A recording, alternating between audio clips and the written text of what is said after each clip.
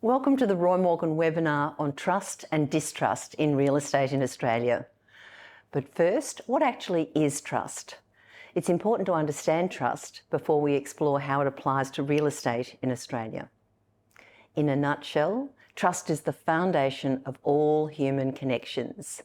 It gives consumers confidence in a brand or an industry, and it gives business leaders and politicians license to navigate in uncertain times and to take swift, decisive action when disaster strikes. Trust is the underpinning foundation of brand reputation. Now, this seems a simple enough aphorism, but it's much more than a useful tagline. As the foundation of brand reputation, trust has a positive material impact on a brand. It goes way beyond comms and onto the balance sheet. Take the global consumer goods brand Unilever, an example I frequently use. More than 3/4 of Unilever's market cap is created by trust and brand reputation. That's 100 billion euros. That's a lot of trust. But it's distrust where our deepest fears, pain and betrayal surface. Roy Morgan data on distrust and our own lived experience since about 2018 reveals that distrust can destroy a brand's reputation and create the opposite effect to that enjoyed by Unilever. Medibank, for instance, suffered a catastrophic data breach late last year, and on the back of soaring distrust, lost $1.6 billion of its market value. So how do we measure trust and distrust? Well, we're Roy Morgan, so we conduct a survey, a continuous survey.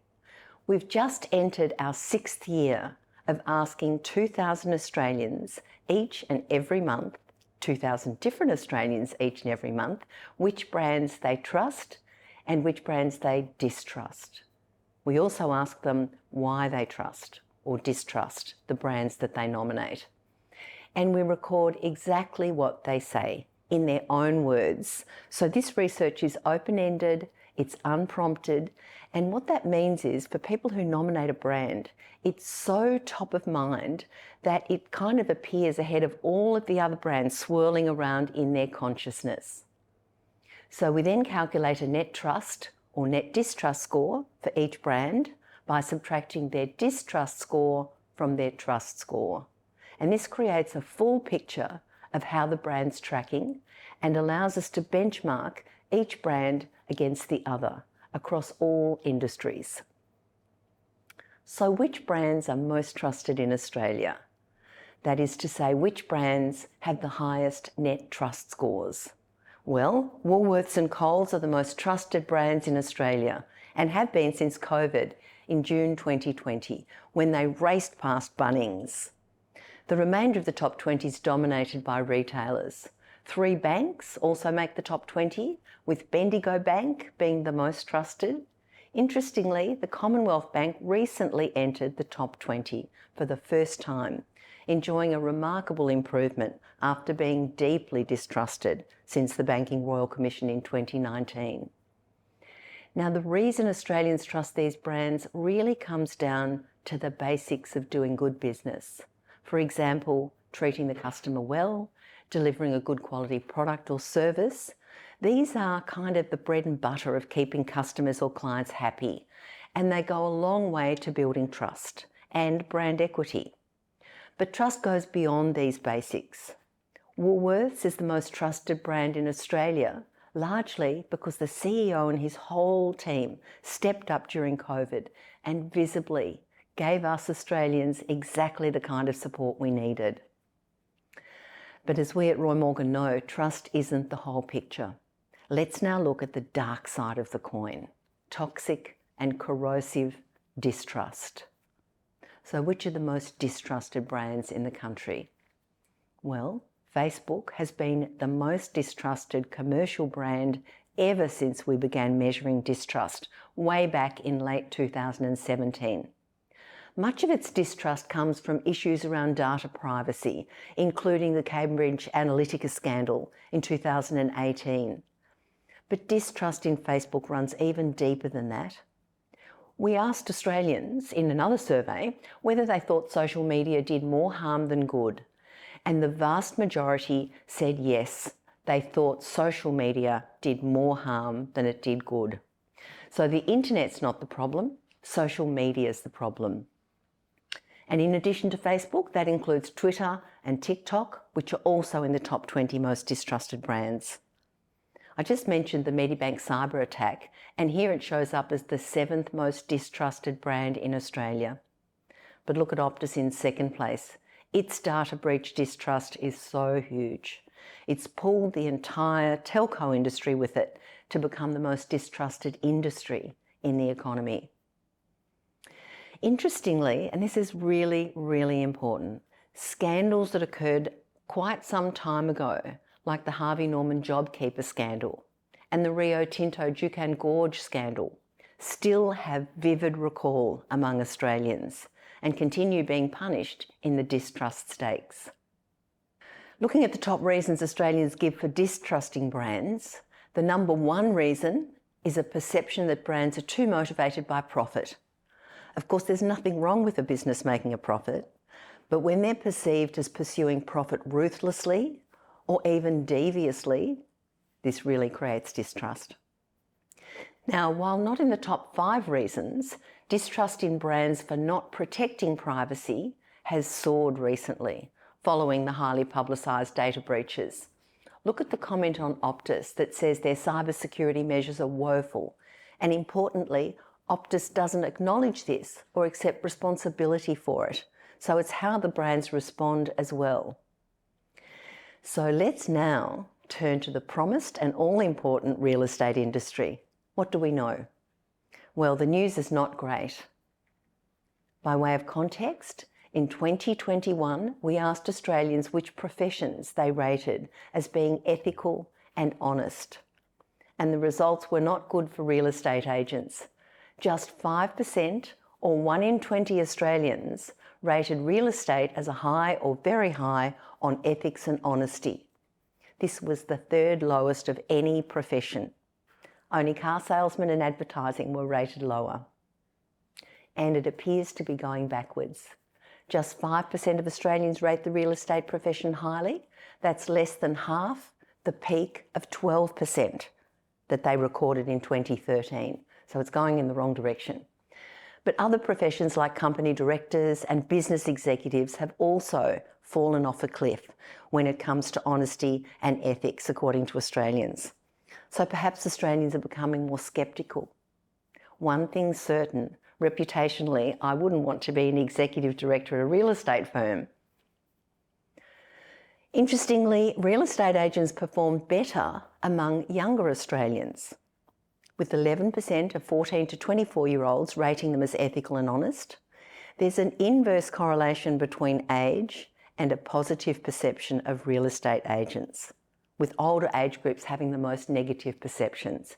Now, this is really interesting. It's a fascinating inverse correlation between home ownership and negative perceptions of real estate agents.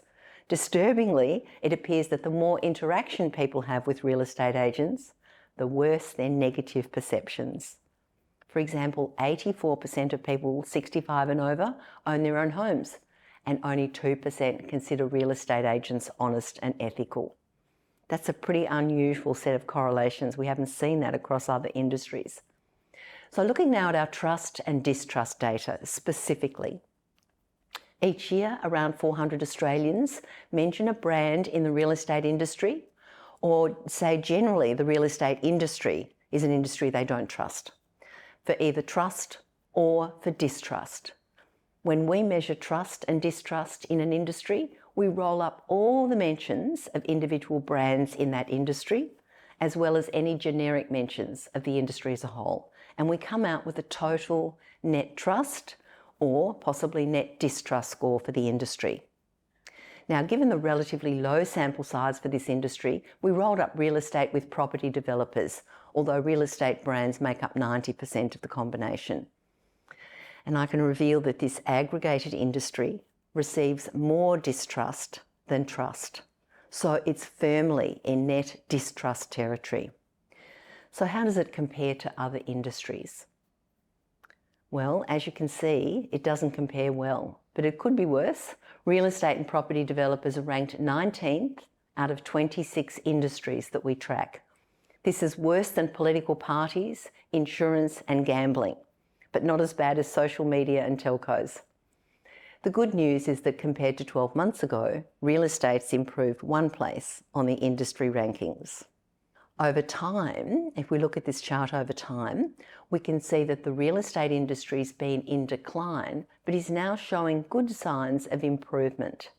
That said, it's still a long way from trust territory. That's the green band at the top of the chart. It's clearly still in the red. And if we zoom out and look at the bigger picture, these movements in the real estate industry are relatively small compared to the dramatic changes we see in other industries. Look at the banking industry, which was once trusted and suffered a dramatic fall following the Royal Commission, and is only now showing signs of improvement.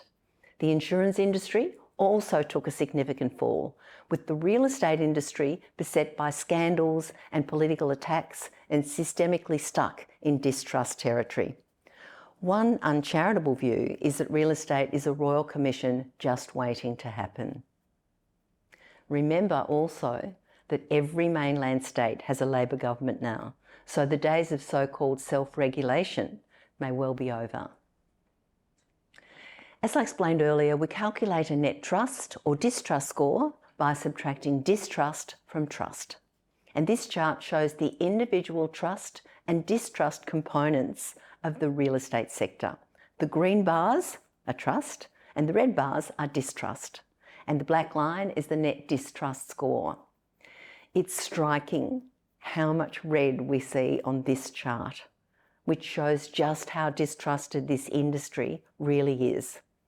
Although it is promising that the red bars appear to be shrinking. When we just look at those people who mention real estate or real estate agents in general, without mentioning a specific brand, the picture is very troubling.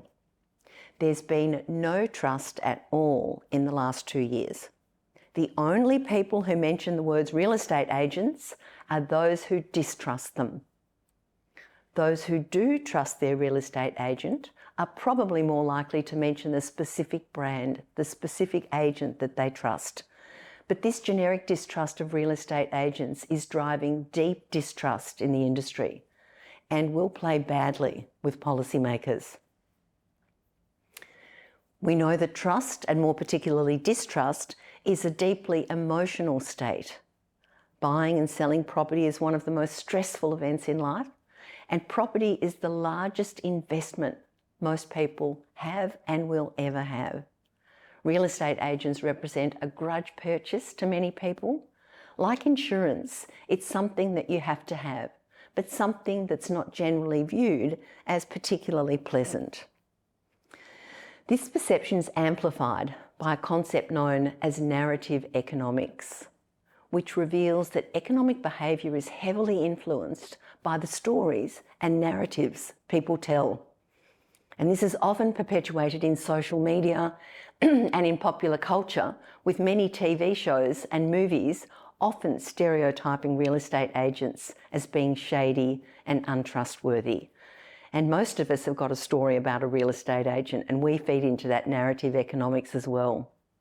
So what does this all tell us about the future of the real estate industry? It tells us the industry is fragile, and that those operating within the industry should tread carefully. Real estate agents need to reimagine relationships with customers and tailor their service to meet the different needs of individual customers. There's a risk of a major disruption in this industry, which is heightened due to the levels of distrust. An emerging digital threat could have a devastating impact on the real estate industry, as people's distrust leads them to rush to new alternatives. If we look at the net distrust score by state, there are two clear outliers. New South Wales, where net distrust is the worst, and Western Australia, where real estate industry fares quite a lot better, albeit is still distrusted. New South Wales is the state with the highest property prices, and Sydney consistently ranks as one of the least affordable cities in the world to buy property. Over the past 4 years, Sydney prices have gone through the roof and lots of money has been made. And where money goes, so does bad behaviour. It creates temptation for those who are normally well behaved, and obviously it brings in the baddies flooding into the industry. What do respondents actually say about why they trust real estate brands? Well, things like a strong track record, responsive and ethical, clear communication, and they respect all matters. In summary then, the reasons why Australians trust real estate brands again come down to personal connection of good customer service and strong customer relationships. Having professional, knowledgeable staff is also a key driver of trust in this industry. Interestingly, being honest and truthful ranks 5th as a reason for trusting real estate brands.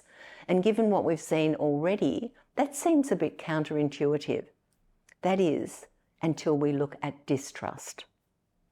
And when we look at why people distrust real estate brands, dishonesty, lies, and untrustworthiness jumps off the page. Real estate agents lack honesty, they lie, they're greedy, they're unethical, they overquote to sellers and underquote to buyers, and they change the rules to suit themselves, say our Australians who distrust real estate agents. But what do they say about the industry as a whole? These are the people, remember, who just say they distrust real estate agents as a whole. They don't mention a particular brand. Well, the news doesn't get any better. Comments include they don't look after rentals for either tenant or landlord. They'll tell you anything to make a sale. They may as well be used car salesmen. They have no morals and just make as much profit as they can for themselves. And one respondent actually blamed the real estate agents for housing inflation. They said they're the cause of the overinflated house and rental prices we're currently feeling. They're pretty strong words. So in summary, the most common reason for distrust in the real estate industry is dishonesty, followed by being too focused on profits. This leaves no doubt that dishonesty is the driving force behind distrust in the real estate sector. And remember that being honest and truthful ranked 5th as a reason for trusting real estate brands.